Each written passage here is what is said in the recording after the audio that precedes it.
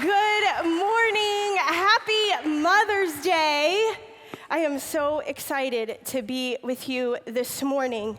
For those of you who don't know, my name is Erica Opperman, and I have the incredible privilege of calling Discover Church my church family. And I also have the incredible honor as I am our communications director. About 5 months ago, Jernigan called me and asked me if I would be willing to speak at Mother's Day. And I'm pretty sure that I ruptured his eardrum from my shrieks of joy. I have been looking forward to this, where I have been able to spend Mother's Day with you. But as I got off of the phone, the reality of Mother's Day quickly began to set in. You see, for some of us, Mother's Day is one of the best days of the year. Moms, am I right? I mean, we know that we are guaranteed that we're not going to have to do the normal things that we normally have to do on our schedule. So, we're not going to change diapers. At least I'm not. And you're not going to cook a meal, and you're not going to have to clean, and you're just going to get treated like royalty. Like I plan on for the rest of my day going out on that couch that you see in the lobby, and I'm just going to park it there and let my boys feed me grapes for the rest of the day. Those are my Mother's Day plans. But the reality is for a lot of us in the room, that Mother's Day can be a day of hurt. And it can be a constant reminder and something so painful that I would expect that some of you this morning just wanted to pull the covers up over your head and you just didn't want to bother with the whole thing. For some of us, Mother's Day is a reminder of something that we so desperately want, but we don't have. For some of us, it's the reminder of words of a mom that wounded us. Or maybe we're a mom here and we have regrets. Or maybe it's your first Mother's Day grieving the loss of your mom. Or maybe grieving the loss of a child. Or struggling through infertility. But no matter what spectrum you fall into this morning, all of us in this room have one thing in common. About 3.5 years ago, my family and I were living in the St. Louis area. And at the time, my youngest son, Max, was a newborn. And I had him on my hip. And then our oldest, Axel, was about 3.5 years old at the time. And I think they're going to put a picture up of our boys then. But we were living in St. Louis. Aw, there they are. Goodness, they've gotten so big. But we were living in St. Louis, and Brian was headed to work, and I had Max on my hip.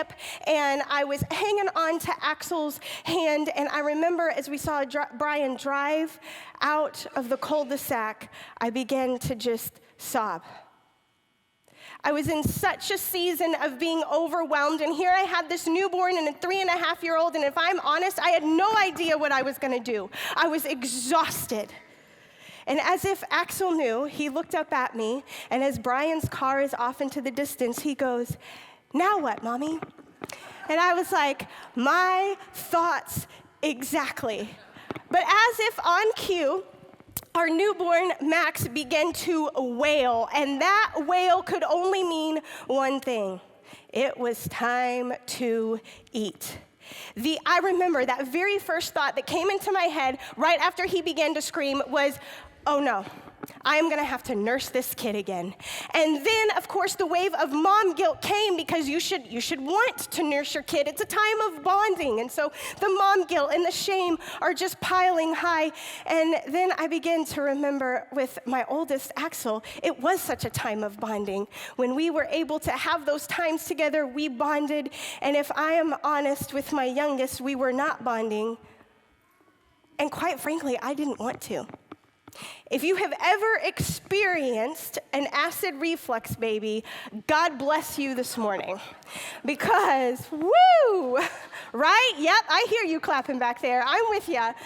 It's difficult. And every time I would go to feed him, he would arch his back and he would kick me in the ribs and he would push away. And I remember thinking my sentiments exactly.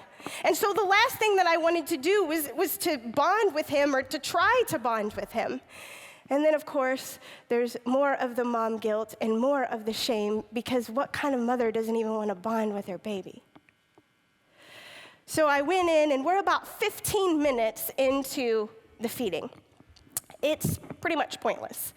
And it's the normal rigmarole and fight, and all of a sudden, the nursery door slams open, the lights go on, and my oldest goes, "Mommy, I pooped in the potty." But then he clarifies, "Well, I pooped." So now I'm a little bit concerned. So I'm like, well, this is pointless. We're just going to be done with feeding time. And so I shuffle my exhausted, tired body into the bathroom. As I do, I catch a glance of my exhausted self. Why, I have no idea. I took my next step, and all I remember is just kind of slipping. Then all of a sudden, both feet are out from underneath me, and I am grabbing onto my newborn. We may not be bonding, but I am holding him close for dear life, up into the air, and I splat down onto the bathroom floor. As I'm trying to get my whereabouts, okay, Max is fine, I'm getting my whereabouts, Axel all of a sudden goes, "Oh, Mommy, you found my poop." Oh, that's right. I was sitting in his mess. So I'm sitting and I'm trying to figure out, what do I do next? Shower, clean the bathroom, when all of a sudden my cell phone starts ringing and the doorbell simultaneously starts ringing. And of course I'm going, not in my right mind am I going to open up that door. Everything is fine. And as I'm getting up to clean myself up, all of a sudden I hear Axel go, "Well, hi, Pastor Tom and Miss Rhonda. Come on in. Mommy's upstairs. She fell in my poop." So our pastor, Tom, and his wife, Rhonda, who we just absolutely adore, had come over to give my kids some presents. Little did they know what they were going to meet at the other end of the door. So as I'm like, okay, pull it together. The pastor's here. I see it out of the corner of my eye. It was Axel's pants and his underwear. So to add to the story, my son has opened the door to our pastor and his wife, let her know that I am falling in poop upstairs, and he is naked from the waist down. So, being the amazing woman that she is, Rhonda goes, "Hey, Axel, why don't you play with the new toys that Pastor Tom got you, and I'm going to go help Mommy upstairs." And for the rest of that day, Rhonda fed Axel, cleaned up my bathroom so that I could go clean myself up, made me lunch, put the boys down for naps, and she didn't leave until she knew that I had lunch and the boys were in bed. I remember that day going, I should be so just full of gratitude and joy, but I wasn't. I went to our bedroom that day, and I remember just slumping down on the floor, and I sat there, and it was one of those things where I could feel my shoulders. I knew that I was crying, but I was so numb, I didn't feel anything. I was so exhausted, I was so weary, and I just remember thinking to myself, hey, God, I don't know why you gave me these two boys, because I am not cut out for this. They deserve way better than this. I was in such a state of desperation. If I'm honest with you this morning, I'm not the mom I thought I would be. Whew. I feel so much better saying that out loud and in front of everybody. I am not the mom I thought I would be. Before I had kids, if you asked somebody to describe me, they probably would have used the word fun.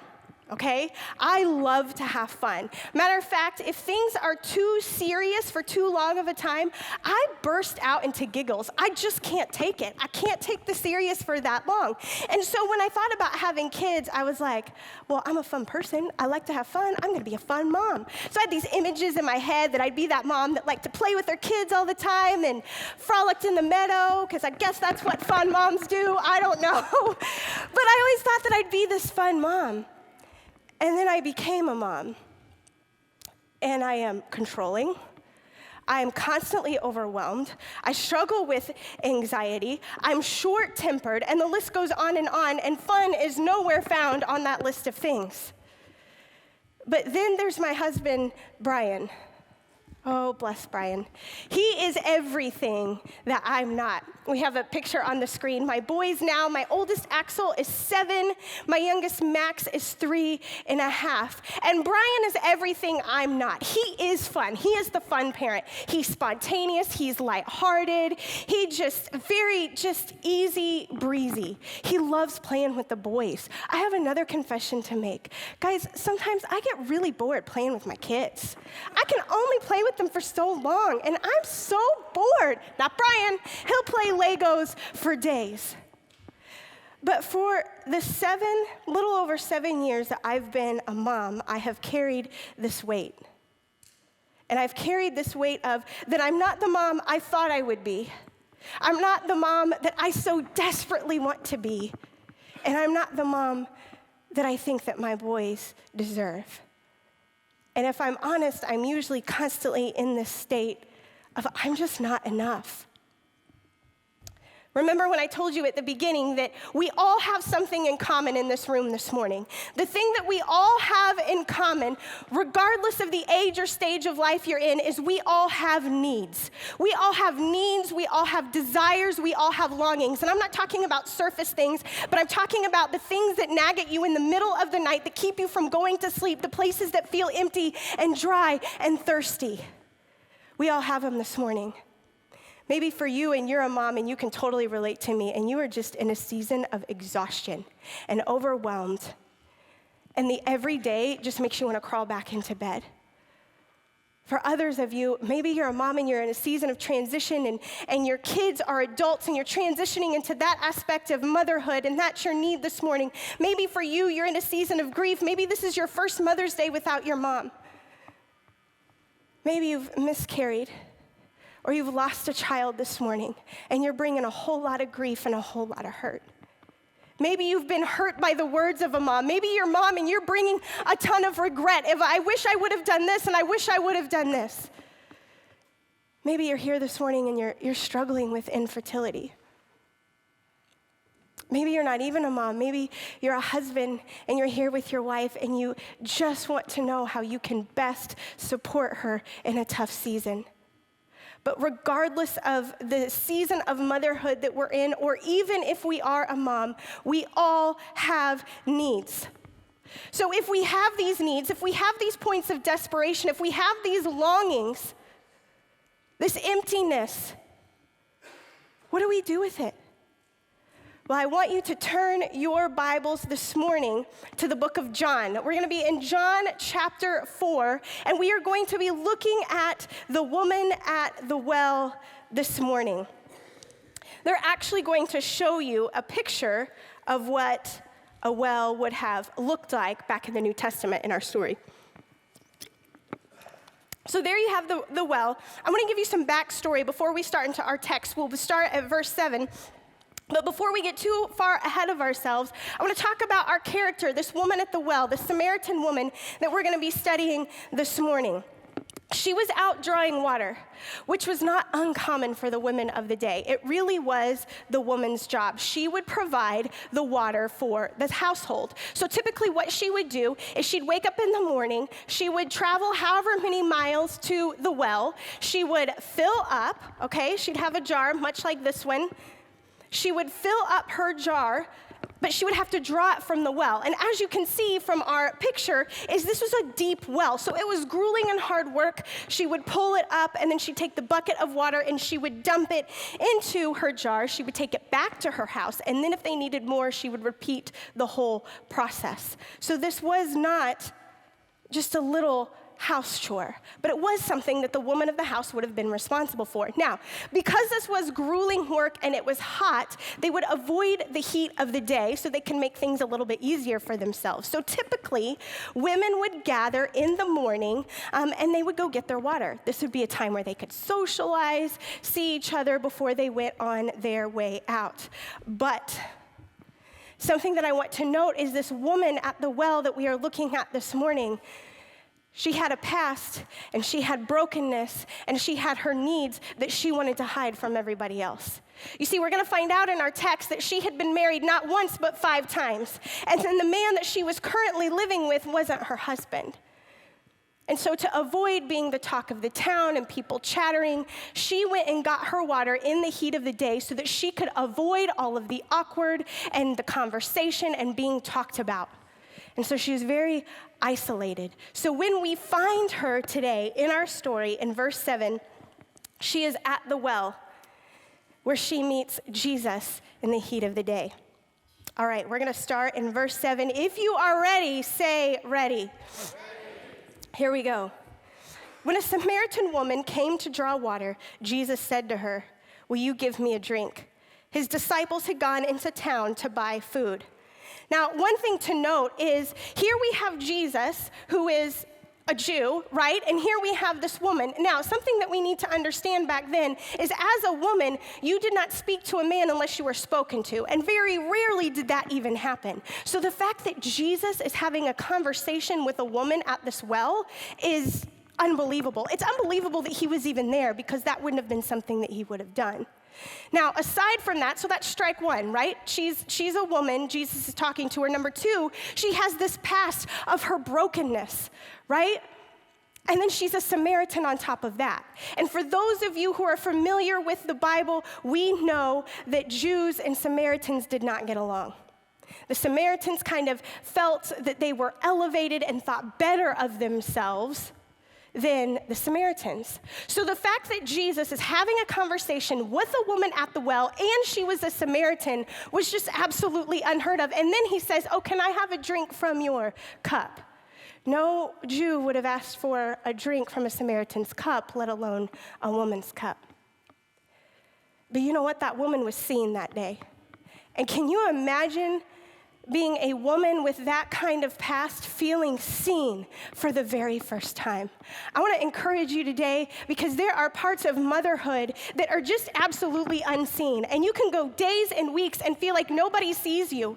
You're taking care of the kids, you're changing the diapers, you're cleaning the house, you're going to work, you're coming home, it's rinse and repeat, and then you lay down at night and you're like, does anybody see me? Would anybody notice if I was gone? Aside from the fact that the stuff wouldn't be done. And I want you to hear me today that you are seen. And you are not just seen, but your Heavenly Father in heaven wants a relationship with you. He wants to have a conversation with you. There's some of you here this morning and you're like, why in the world did I even come to church? Oh yeah, it's Mother's Day. I came with my mom and you came here to be with your family. But if you're honest, you feel like church is the last place that you should be. Let me tell you, you are not too far gone. You are not too much of an outcast. There is nothing that you have done that he doesn't see and want a relationship with you anyway. So if you're feeling unseen or you are feeling broken, can I just tell you that you are in the right place this morning? Because we're going to meet a Savior who wants to meet your needs and wants a relationship with you. Let's keep going in verse 9. The Samaritan woman said to him, "You are a Jew and I am a Samaritan woman. How can you ask me for a drink?" For Jews did not associate with Samaritans. Jesus answered her, "If you knew the gift of God and who it is that asked you for a drink, you would have asked him and he would have given you living water." So what's interesting to me is here you have this woman and she kind of gets a little bit sarcastic and there's a little bit of bitterness in her tone, right? She's got this brokenness. She can't figure out why he's even wasting time talking to her. And so she just covers up her brokenness, covers up her past with this mask of sarcasm and this hint of bitterness in her. But how did Jesus respond to her? He saw through that. He wanted that conversation with her. He cared more about her than picking the fight that she was really trying to initiate because he wanted her. And the same thing is true for us this morning. So many of us have come in here and we have these desires and we have these longings and we have these empty spots and we just feel blah and dry and thirsty and we come into church and then all of a sudden we put on the church mask. How are you? Oh, I'm fine. Thank you for asking. And we act like everything's fine. But let me encourage you that Jesus sees past that mask this morning. He sees past to those places of emptiness. He sees past to those places of brokenness. And he still, just like he did with the woman, he wants a relationship with us. And throughout the rest of this conversation, as we go forward in our text, we're going to see Jesus try to get this woman to see her need for him, okay? And the same is true for us this morning, is that Jesus wants us to see, amidst all of this need, that, man, what we really need is him. So let's pick up in verse 11. Sir, the woman said, you have nothing to draw with, and the well is deep. Where can you get this living water? Are you greater than our father Jacob, who gave us the well and drank it from himself, as did also his sons and flocks and his herds? So essentially, she's trying to throw in there that she knows something about Jewish tradition, right? She knows that the Jews think ill of her, and she's just trying to elevate her reputation. Let him know that she does know something. Jesus answered, everyone who drinks this water will be thirsty again. But whoever drinks the water I give him will never thirst. Indeed, the water I give him will become in him a spring of water, welling up, some versions say bubbling up, to eternal life.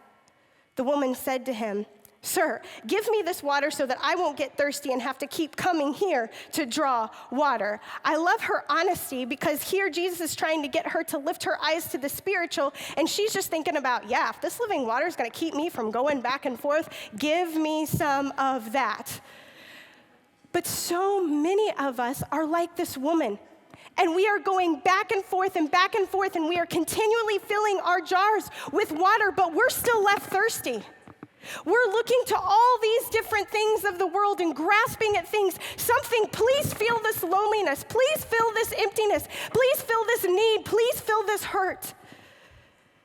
And let me tell you, at best, it'll only satisfy for a little bit. We live in such this overworked and exhausted society that we are craving anything to fill this emptiness and this deep need in our souls. We all have our jars, and we're all trying to fill it with something. For some of this morning, it may be a relationship. We may be in a relationship that we know isn't right, but we're just trying to fill it because we have this deep need to be loved. But then that only sends us back to the well because it doesn't fill us up. And then for the others of this morning, we're throwing it into work. And we just think, man, if I can accomplish, and we try to fill our jar with being satisfied from accomplishments and achievements. And you know what? Man, that does feel really, really good for a while. But then it sends us right back to the well. Then for others of us, man, we turn to just an overconsumption of alcohol, and we think, man, I have to have something to numb me out from these unmet longings. I cannot deal with these feelings of overwhelmed any longer. And moms, I want you to hear me with all the truth and all of the grace and love in the world. This is becoming a huge problem among moms. The largest growing group of alcoholics in the United States right now is moms. And we think that one more glass, that one more is just gonna numb us and free us from feeling overwhelmed. But I tell you what, the end of the glass comes and you go right back to the well. For others of us, we try to fill our jar with self, and we've fallen into this trap of self-made, and we're believing these messages of, you can choose your own path, just get out there and do it on your own. And we're chasing this applause and this accolade, and we're making ourselves the hero of our own story. And let me tell you, it does satisfy, and it feels really darn good for a little bit until the applause stops. And then we're just left more exhausted and more empty than ever before. Maybe for you fill your jar with self-sufficiency, and you've got your needs, and then you've got your kids' needs, and you've got your husband's needs, and the work demands, and you're like, oh, great, I've got this. And you just shove those needs down deeper and deeper. But just like that woman going back to the well, you're absolutely exhausted. And then all you can do is just numb out in defeat. Something just numb me out. Because it's grueling hard work. And for a lot of us, we are trying to get water from a well that has no water, and we're coming up dry. And then for still others of us, we try to distract ourselves with anything, with busyness, so that we can ignore our need. What are you filling your jar with this morning? Is it a relationship? Is it an addiction? Is it yourself? Are you just numbing out in defeat? Have you just completely given up and said, that's it? There's no hope. This is the way life is going to be. Life is hard, right? Here's the thing about our need, is our need always points us to Jesus. Jesus is the only one who can meet us in our need and our brokenness and truly satisfy us. And you're thinking, did I come to church to hear that? Are you kidding me? This is so elementary. But here's the thing, is we may know it, but we don't know it because we're not living it out. Because rarely do we bring our need to him. We are so desperate to go to all of these things. Please fulfill me. Please take these feelings of being overwhelmed this day to day. I can't do this anymore, and we're looking for relief, or we're distracting it and trying to ignore it. And all of these things will satisfy for a little bit.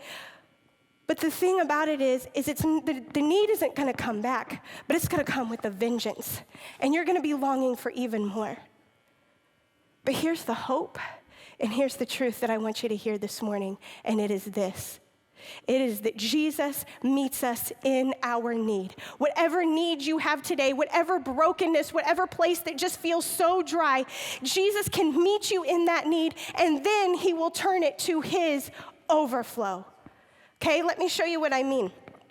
So we have our jar, right, of the things that we're trying to fill it with. And then we have our living water, right? It says Jesus here. So we have our living water. When we have our need, when we have our emptiness, when Jesus comes in and we admit our need and we say, Jesus, here is my brokenness, he comes in and he satisfies us. And he meets us right where we are in our need. And then look, as the scripture says, we begin to bubble up. And then he fulfills us to the point of overflow. And then he begins to spill out over all of our needs, all of our longings, all of our desires, all of our circumstances, all of our situation, over our homes and over our kids, because that's how he works. And this is where we were meant to live. We were meant to live in the overflow. Man, even for us this morning that have had a relationship with Jesus for a while, myself included, man, I look at that and I go, that's not what my life feels like a lot. Even those of us who have a relationship with Jesus, a lot of times we were created to live here, but instead we're living in our need. And we're living in our emptiness, but we were created to live in the overflow. Now you may be thinking, okay, how? How do I live in the overflow? Well, let's continue in our text. We're going to pick up at verse 16. Jesus told her, go call your husband and come back. I have no husband, she replied. Jesus said to her, you are right when you say you have no husband. The fact is, you've had 5 husbands, and the man you now have is not your husband. What you have said, the woman said, is quite true. Now, at first glance, let's be honest, that seems a little harsh. Like, why in the world is Jesus bringing up these painful parts of her life? And it's not out of him being mean or cruel. It's actually out of compassion, because he wanted her to know, I see your brokenness, and I can fulfill it. But the woman had to see her need. And the same thing is true for us this morning, is that we have to see our need. We have to see our need for him, that he is the only one that can truly satisfy us so that we can be fulfilled with him to the point of overflow. We live life in the overflow when we admit our need and then we bring it to him. And then just like we saw here, he begins to spill all over it. Let me ask you this morning, what are you doing with your need? What are you doing with your longings? The things that keep you up at night, the grief, the pain, the dreams, the what ifs. Have you brought him to Jesus? Because that's exactly what he wants. And that is where we find life in the overflow. Our life in the overflow is awaiting us admitting our need and bringing it to Jesus. So for the rest of our time, we're going to look at life in the overflow. What does it look like to live in the overflow? And through the rest of the story, we're going to see 3 things that happen when we are living in the overflow. And number 1, living in the overflow, I am satisfied. I want you to turn to the person sitting next to you, and I want you to say, I am satisfied. Here you go. First service was a little bit timid to talk in church, but here's all my people that talk in church. I am satisfied. When we are living in the overflow, Jesus meets us in our need. Let's look at verse 26. Jesus declared, I who speak to you am he. What did he mean by that? He's saying, yeah, that living water, that water that'll make you never thirst again, yeah, that's me. And he's telling her that it is me. That he is the one that can meet her in her brokenness. This woman was so broken and longed for a relationship that she was settling for whatever. But Jesus said, yeah, that's me. That's me that can give you that unconditional love. That's me that can give you that acceptance that you're looking for. And the same is true for us. Whatever that need is that you came in here with, he's going to meet you in your need this morning. But here's the thing. We have to stop giving our need to all of these other things that can't do anything about it. We've got to quit these things being the first thing that we run to. Oh, I'm going to give it to this, make this go away. This is so painful, this deep longing, and we run to all of these other things because they're never going to satisfy. And instead, we have to turn to him. When was the last time you just sat and you just admitted your need? You told Jesus about the pain. You told him about the lack. You told him how overwhelmed you were in your everyday. You told him about that child that you're so desperately worried about. That you told him about your grief and your sadness. When was the last time that you just sat down with some worship music playing and you let the truth of who he is fill you? When was the last time we opened up and read our Bibles? Man, as women, we'll do all of the things, right? We will work out, take care of the kids, make sure that they're dressed really cute. We'll eat kale. Let's just go on the record. Kale is gross, okay? It is disgusting, yes. We will do all of the things. But we won't do something as just opening up our Bible. Girl, read your Bible. Because the thing is, when we start to turn to him and start turning and bringing our need to him and doing these things, then he actually begins to fulfill us in ways that will actually satisfy us. Look at verse 28. Just the beginning of the verse. All of you type A, we'll come back and hang on and we'll read the rest of 28. But let's go to the beginning. Then leaving her water jar. Do you know what homegirl did? She took her jar and she dropped her jar. Why is that so significant? Because she didn't need her jar anymore. She had Jesus. She had the living water. She didn't have to go back to that need. She didn't have to go back in desperation because she had Jesus. And this is me encouraging and loving you and telling you that some of us in this room need to drop our jars this morning because we don't need them.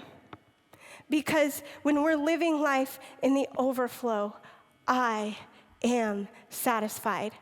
Number 2, I am transformed. When we are living life in the overflow, Jesus changes me in the process. I told you we'd finish verse 28. We're coming back to it. Then leaving her water jar, the woman went back to the town and said to the people, "Come, see a man who told me everything I ever did. Could this be the Christ?" They came out of the town and made their way toward him. Now, what did we notice about the woman before? She kept herself in isolation. She was hopeless. She was embarrassed. She kept away from people. So can you imagine what her countenance would have been, right? I just imagine her as just the weight of shame. But then, this is not the woman that we just read about, is it? No, she was so excited that she ran out and she couldn't wait to tell them, "Look at a man who told me everything I ever did." She was so excited, and they noticed such a change in her that what does it say that they did? They had to go back and see for themselves. But listen to me, did the woman's circumstance change? No. It stayed the same. She was the one that changed. Sometimes God doesn't change our circumstances because he put us in that situation to change us. Our family right now is going through a difficult season of grief. And about 6 weeks ago, we lost my father-in-law. And I can tell you, in those 6 weeks, I have run to anything to make this feeling go away. You see, sometimes in grief, you just feel like the emptiness is so big and the void of the person is so big that it could just swallow you whole. And so eventually, because it takes a little bit to get through to me, the Lord's like, come on, come tell me about it. And so there are some days that I start out and I just say, God, this hurts. This void feels too empty. I feel dry, this longing. And then some days, man, I'm bringing it to him over and over and over and over. But here's where he's meeting me. He's not just meeting me in my grief, and he's not just meeting me in my need, but he's changing me in the process. See, when I pray and I say, God, I don't know. I've got 2 little boys that are asking me questions that I don't have any answers for. But he gives me the peace that surpasses all understanding. I don't understand. I won't ever understand. He's one of the best men I knew. I don't understand. But God gives me a peace to surpass that needing to understand. Then he begins to give me wisdom and words and encouragement to tell my boys when they come to me with questions that I don't have. But he's changing me in the process. Guys, this is a process. This isn't overnight. It's not abracadabra, oh God, meet me in my need, and then you live life in the overflow and everything's gone and it's sunshine and roses, right? It's a process. Sometimes you're giving that desire and that emptiness and those longings day after day. Sometimes it's minute by minute. But let me tell you something that you can take to the bank, and I can promise you is true, not just for me, but for you, is that he will meet you right where you are. He will satisfy you. He will meet you in those empty places, and then he will change you in the process. And then living in the overflow, number 3, I am compelled. I am compelled to share my story. The last verse that we're going to look at this morning is verse 39. Says, many of the Samaritans from that town believed in him because of why? Because of the woman's testimony. He told me everything I ever did. I love her honesty that she's like, here's a man who told me everything I ever did. She was so compelled to change her story. And what happened? Revival broke out. She began to live in the overflow where she was created to live. Jesus was able to fulfill her to the point of overflowing, that he satisfied her, transformed her, and now she couldn't wait to tell people. And he began to spill out over the people that she met and the people that she talked to. And revival broke out in one town because of a woman who admitted her need and turned to Jesus to satisfy her. And guys, the same thing is true for us, is that he will overflow in you, but he will overflow through you as well. And when you begin to live life in the overflow, you cannot wait to tell people your story. Do you know what? I believe a year from now on this Mother's Day, we are going to be celebrating miracle babies. We are going to be celebrating babies of people that were told that they were never able to have babies. And the thing that's going to come alongside that is we're going to have people who are coming into faith and relationship with Jesus because they saw them be faithful and walk it out even in the waiting. That they didn't just see the miracle, but they saw people who were living life in the overflow in the waiting. Here at Discover Church, we believe that we are going to see our city changed by Jesus one life at a time. And this is where it starts. It starts admitting our need and living life in the overflow because we are so compelled to share our story when we begin to live as we were created. Jesus is here. He's ready to meet you. He is ready to meet you in your need and to turn it to his overflow. A couple weeks back, the apartment was quiet and my kids were home. So all of you moms know that is very disturbing when the house is quiet. So I opened up the door to the boys' bedroom, and all of a sudden, I kind of saw the bed shaking, and I heard quiet sobs.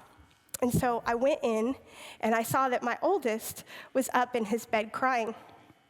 And I said, Axel, buddy, I said, what's wrong? And he said, Mommy, I just miss Papa. And then I was like, oh gosh, Lord, I need you to give me answers. Here we go. Here's another time. And I go to say something, and I go to encourage him.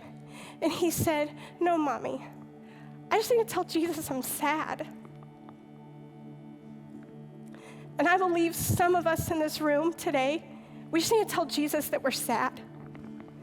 We just need to bring him our brokenness, our places of empty, our dry, our grief, our lack, our overwhelmed, because that is where our life in the overflow begins. Just like Jesus wanted this woman to admit her need, he wants the same for us. Your life in the overflow, my life in the overflow, it is awaiting us admitting our need and giving it to Jesus. And then I promise you, he will fulfill you to the point of overflow until he just spills out over every circumstance, every person, every need, every dream, every desire. So this is what we're going to do this morning, is we're not going to wait.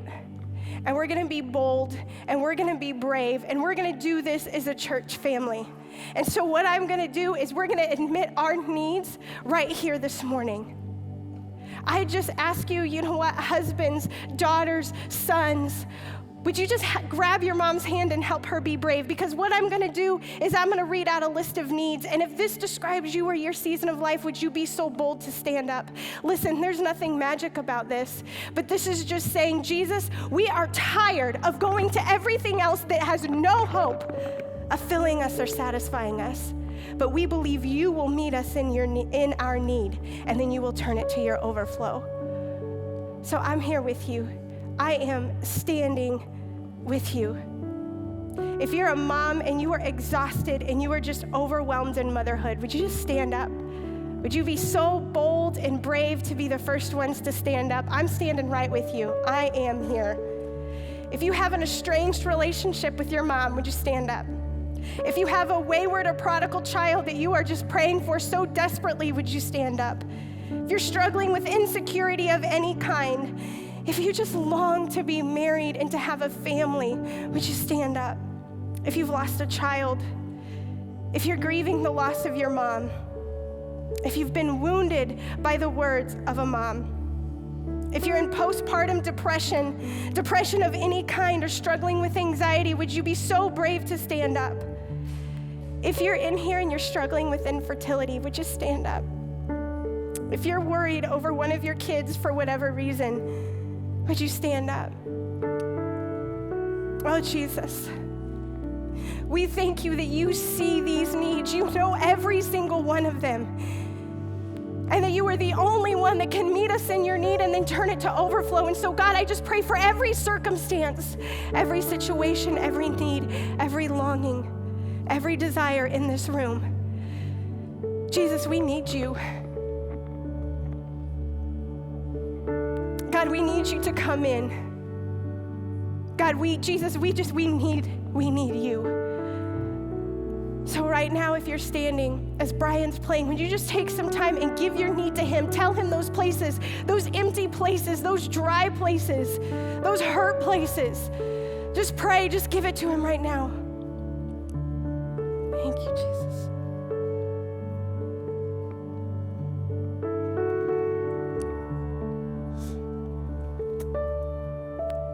Give it to him.